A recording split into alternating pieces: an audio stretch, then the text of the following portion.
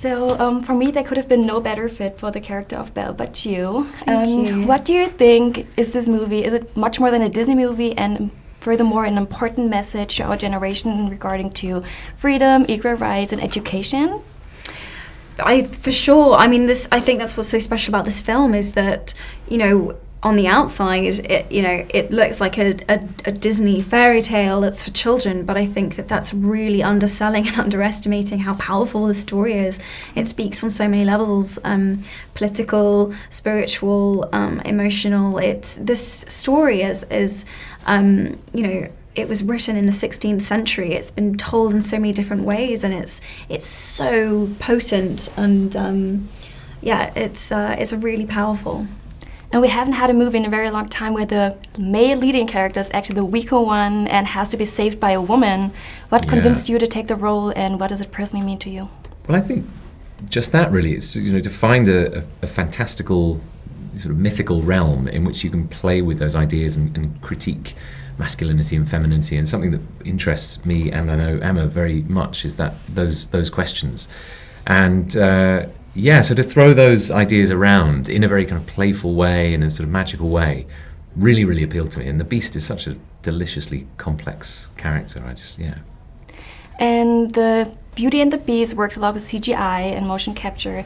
Is it now overwhelming that the techniques have developed so much, or do you sometimes feel like, let's do some stage acting, or are you just really glad and appreciate the development of the technique? I think where it's got to is actually remarkably freeing. It's very liberating. I think it perhaps used to be more intrusive when the technology was perhaps more cumbersome, but it was still pretty cumbersome. The muscle suit on stilts, but the subtleties that you get from the facial capture now are so advanced, and actually that element of it became very liberating. And I was surprised by it. Initially, I was of course terrified. I had nobody had ever done this before. This technique of for a romantic lead, and so it felt kind of a real brave new world. But and I think that where it's headed and where it will go is so exciting, and the possibilities it opens up for storytelling, especially in a sort of fantastical realm, is really exciting. There's no limits to where this could go.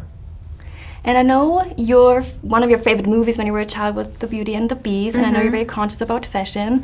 So what did you feel, or what did you think when you first saw yourself in this legendary yellow dress? Well, there were so many forms of this dress and versions of this dress. Oh, really? I think we were on How many versions were there? Belle dress VO.70 or whatever we had got to, because we were so conscious that this dress is so iconic and kind of somehow encapsulates some of the magic and the romance and this special moment when they fall in love, and it had to look great, but it had to dance beautifully. I had to be able to ride a horse on it. I had to be able to do about 10 different things in this dress, and I think we really succeeded in making something that was kind of captured the magic, but also was practical too. So I hope we struck the right balance there. Yes. It was pretty magical seeing you at the top of that staircase. Aww. Was it the first time you saw her in the dress? It was. It was very lovely. I was there, of course, in grey lycra on stilts, not looking quite as handsome.